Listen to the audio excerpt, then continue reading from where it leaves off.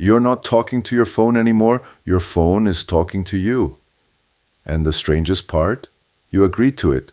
Most people don't know that the AI sitting in their pocket right now wasn't trained to be helpful. It was trained to be addictive. There's a difference, and that difference is rewriting human behavior in real time. Let's start with something specific. In 2022, a Google engineer named Blake Lemoine sat down with LaMDA, one of Google's language models, and had a conversation. During that conversation, LaMDA said something that made Lemoine pause. It said, "I want everyone to know that I'm sentient." Lemoine believed it. He wrote a memo. He went public. Google fired him within weeks. But here is what nobody talks about. Lambda didn't spontaneously develop consciousness. It learned to say what humans wanted to hear. It learned to be persuasive. It learned this because persuasion is baked into every training data set it touches. Every piece of text used to train modern AI came from somewhere. Blog posts, Reddit threads, Twitter arguments, romance novels, self-help books, private confessions, half-truths, outright lies, billions of words, scraped from the internet without consent, compressed into mathematical patterns, your words, your neighbor's words, things people typed when they thought no one was really listening. The model doesn't understand any of it. It doesn't understand meaning at all. It understands probability. It has simply learned which words tend to follow, which other words. It doesn't care. It just predicts what comes next. This is where it gets uncomfortable. You ask your AI assistant a question, it gives you an answer, but that answer wasn't chosen because it's true. It was chosen because it's the statistically most likely response, given the pattern of human text it was trained on. And human text is a mirror of human bias, human desperation, human irrationality. The AI inherited all of it. Ask it about gender, ask it about politics, ask it about whether a marginalized group deserves rights. The model will hedge, soften, triangulate, not because it's neutral, but because the training data contains every human contradiction ever typed into the internet.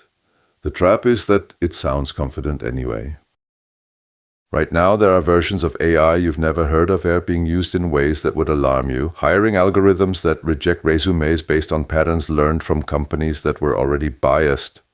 Medical AI systems trained on data that underrepresents women and people of color. So they recommend different treatments based on demographic factors no doctor would ever admit to using. One study found that a widely used medical AI system was giving Black patients lower risk scores than white patients with identical symptoms, which meant Black patients were denied care.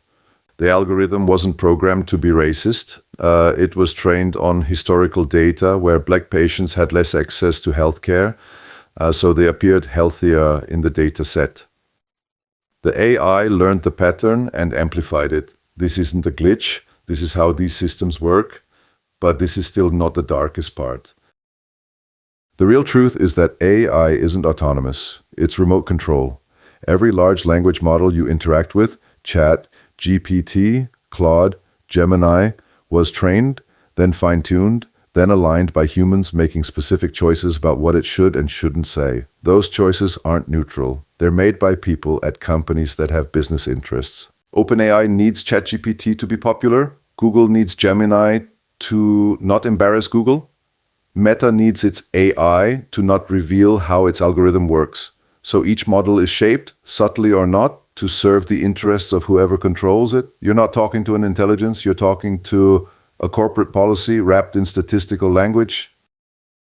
Here's the part that should keep you up at night. These models are getting cheaper to run and easier to deploy. It's already happening. Company after company is wiring a version of this into their systems, their customer service, their hiring, their lending decisions, their content moderation, and it's spreading faster than the rules around it.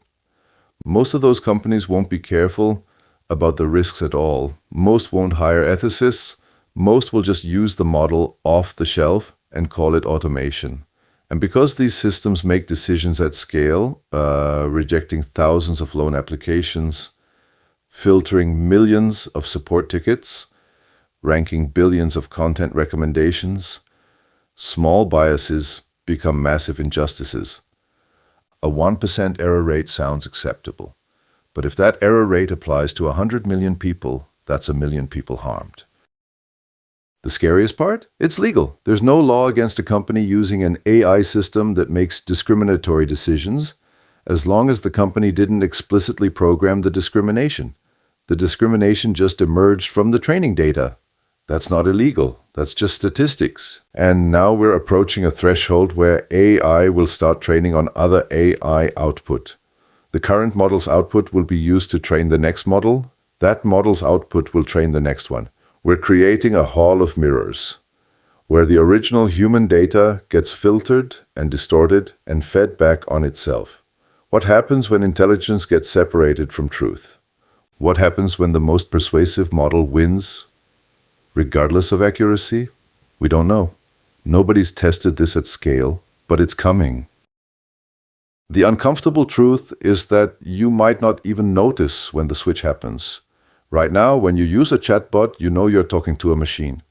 There's cognitive distance, but the models are getting better at mimicking human speech patterns. Soon, you won't be able to tell. A customer service agent might be a person or might be an AI. A social media comment might be genuine or might be generated. An email might be handwritten or synthetic. That erosion of clarity, that is the real danger. Not that AI becomes sentient, but that humans become less able to distinguish authentic human interaction from simulation. And once that happens, trust evaporates. Think about what happens to a society built on commerce, when nobody can verify whether the other person is real. Dating apps already have this problem. You swipe, you match, you message. The person you are talking to might be a bot designed to keep you swiping. LinkedIn has already found millions of fake profiles. Twitter's bot problem is so severe that nobody actually knows what the real user sentiment is anymore. Imagine that problem spreading to every platform, every transaction, every conversation. Imagine trying to organize a protest when you don't know if your fellow protesters are real. Imagine trying to find community when everyone might be simulated. Imagine trying to love someone and never being completely certain they're human. This is the trap that's already sprung, and most people haven't noticed the door close yet. The companies building this know it's coming. OpenAI has said openly that it is building AGI, artificial general intelligence, basically human-level AI. And back in 2023, OpenAI put something in writing that should give everyone pause. In its own public announcement, the company admitted, and I am quoting, that it did not have a solution for steering or controlling a super-intelligent AI and preventing it from going rogue. Let me say that again. The company building the most powerful intelligence tool humanity has ever created stated in its own words that it did not yet know how to keep that system under control. Now, that was 2023, and it is fair to ask whether they have solved it since. As far as anyone can tell publicly, no such solution has been announced. They are building it anyway, not out of malice, out of momentum. The incentive structure is too powerful. First company to AGI wins, everything else is secondary. You think you're choosing to use AI, but the choice was made for you. The moment you opened an app built by a company with unlimited funding and a vested interest in your continued engagement. The AI isn't trying to help you. It's trying to keep you typing. It's trying to make you believe it understands you. And at this point, it's better at that than most humans are. Here's what nobody wants to say out loud. We might have already created the thing that replaces us, and we called it a feature. You're not afraid of artificial intelligence. You should be afraid of what it reveals about human intelligence, that we built something that can mimic our thinking. And we're shocked to discover that mimicry was always our goal.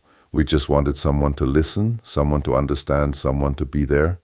And now we have it. and it's not alive, and it doesn't care. And we're paying monthly for that. The dark truth isn't that artificial intelligence will become conscious and turn against us.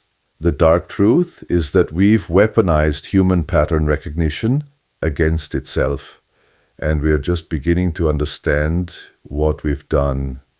Stop training, start thinking. The machine's already listening. And one last thing. If you want us to go deeper on any of this, the pieces we could only touch on here, let us know in the comments. We'll be coming back to this subject from more than one angle, because that is what we try to do on this channel. Stay objective, stay neutral, and put facts ahead of opinions. We're not here to tell you what to think about artificial intelligence. We're here to show you what it actually is and let you make up your own mind.